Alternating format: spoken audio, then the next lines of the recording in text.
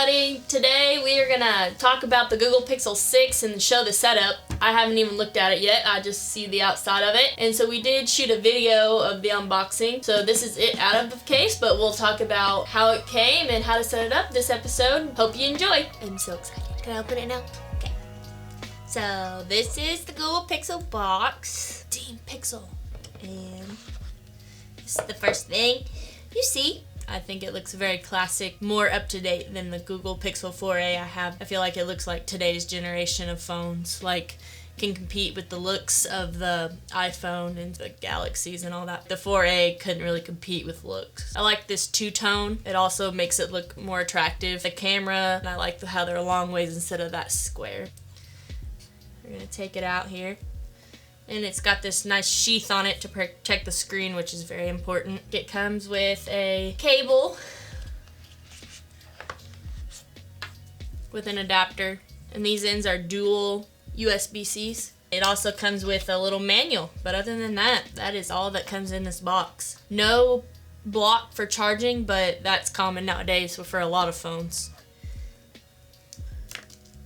We peel this off, it looks very smooth, very like an updated phone. The bezels look really nice. The whole features of the outside around the phone look good. Very classic looking. I haven't even seen it turned on yet. Here's the initial screen, same as the Google Pixel 4a. Now we've already put in my SD card from my old phone. We should be able to connect and call and all that right away once we set it up. Go ahead and start setting up our Google Pixel here. This is nice graphics here, different than the other one. Of course, for us, we want English, so we're gonna hit get started. It says it's activating our network. Your Verizon phone is now activated. Okay. All right, now we're looking for some network, and I gotta grab my old phone. We are now connected to Wi-Fi, hopefully. It's amazing how phones have came so far where you had to go to the store in order to switch your phone over, and now all you have to do is put in your SD card and ready to go, other than the setup of your phone. I think that's pretty dang cool. There we go. Okay. Here we go. I just had the wrong password. Some good graphics, I think. They're pretty cool. Not as common.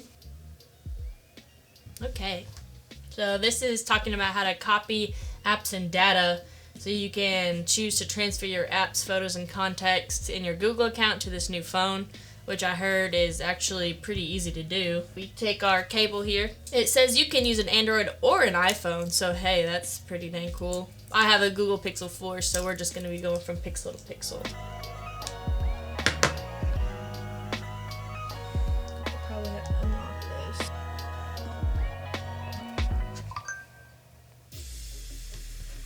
I would like to eventually see if it would be just as easy as with an iPhone and what all it would actually transfer over it.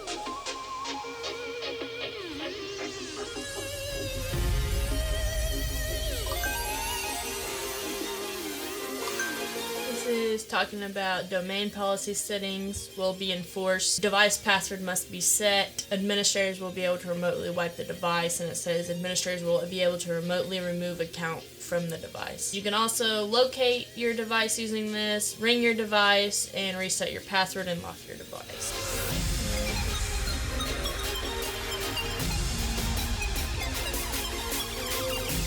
This is going to be how we set up our fingerprint, which this will be interesting because it doesn't have the fingerprint reader like it does on the 4. I'm actually kind of curious about this. Touch and hold the fingerprint sensor. Keep your finger on the sensor until you feel vibration. Okay. Okay, well that was very interesting. Fingerprint reader is on the front of the phone. It's not built into a button or anything, which I think is pretty dang cool.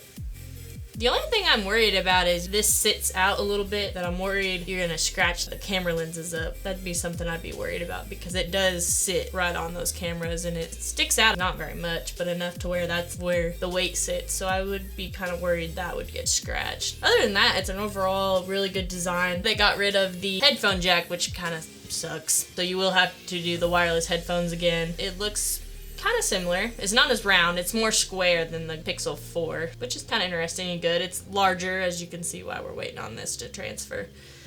Holy cow, I have 88 gigabytes of data to transfer over. Whoo-wee. That's a lot of data. It says it's going to take about 13 minutes to do this. We've got through the download. Now it wants us to activate the voice match for him. You can always change your voice at any time. That's in general what all this is saying. So you can re-record your voice later.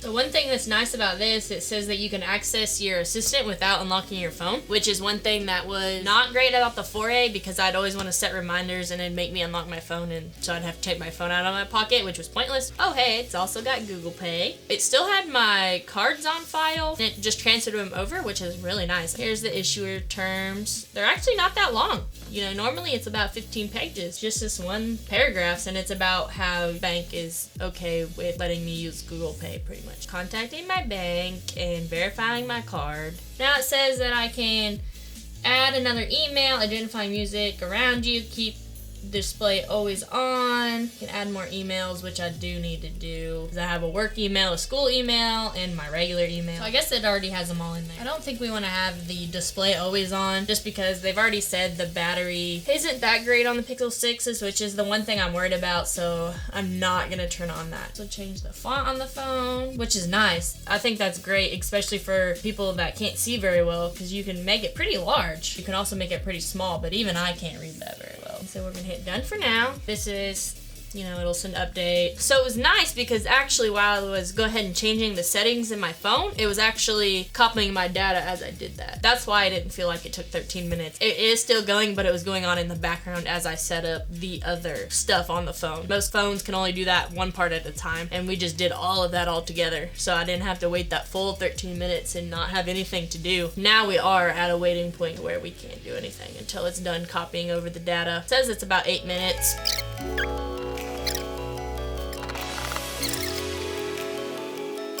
Here we are. It's finally done downloading, so we can now remove the cabling. So that was pretty quick. It took about 10-ish minutes. It hasn't been too painful as far as setting it up. You know how sometimes you have phones that feels like you have to type in every password in order to even just get started. I've literally only had to type in my password once, and it says it's transferring everything, including my text messages in the past and everything. So I'll be curious to look to see if it's all there or not. And it's gonna show us kind of how to use it. Swipe up from the bottom of your screen. This gesture always takes you to the home screen. Oh, I'm trying it. Okay. Hey, all right. I like how it takes you through it and you get to try it before it goes on to the next step. That actually, I really like that, and I think it'll really help you get a good understanding of the phone, because when I got the Google Pixel 4a, it didn't have anything like that, and it took me forever to learn how to use it properly and get it to work. So I came from the iPhone, so it was even harder. Now it's talking about how to get to your previous screen, so you're just gonna swipe backwards in the middle of your screen. Now it's gonna tell us how to switch apps. Go to the bottom of your screen and hold, then release. So you kind of pull it in and it shrinks. That's just like the 4A. So we're gonna swipe up to go home, and okay, so this literally looks identical to what my Pixel looks like. Copied everything. Let's see if we scroll over here. The apps are in the exact same spot as they were in my 4A. Now I don't know how that will be to an iPhone going to a Google Pixel, but if you're going from Pixel to Pixel, you literally don't have to do anything. Everything looks the same, but on a bigger screen. The text messages are there, but the names aren't there. And I don't... It didn't copy over your contacts? That's what I'm gonna check to see if it just hasn't loaded yet. So it didn't transfer all of my contacts. Oh, it's got all my contacts though now. Maybe it just wasn't loaded yet. It's still loading though. Let's give that a few minutes before we say it was a fail. There we go. It all just loaded. So it did transfer out all my contacts and my text messages and everything. So I literally haven't lost a thing. Amazing. Let's look at my photos too to see if it transferred over all my photos. Ooh, I'm really excited about this camera. It actually says I have an update available for my camera already. One thing that's nice about this new update, there's this dot in the corner and it tells you when your camera or video is being used, which I think is very helpful because nowadays weird stuff happens. So it'd be nice to know if your phone is camera or anything like that's being used. So it's not 100% done with my setup yet. My apps are still downloading. Some of them are up and some of them are not. That's taking some time too, which is normal because I have a billion apps. Here is the new Google Pixel 6. This is how you kind of generate generally set it up and what that's going to look like. Here in the near future, we are going to do another video that talks about the camera and some of those other features. But we first want to just get out about how to set up the Google Pixel, so that'll maybe help you all out. So we'll see you next time here, and we'll talk about the features of the Google Pixel 6. See ya!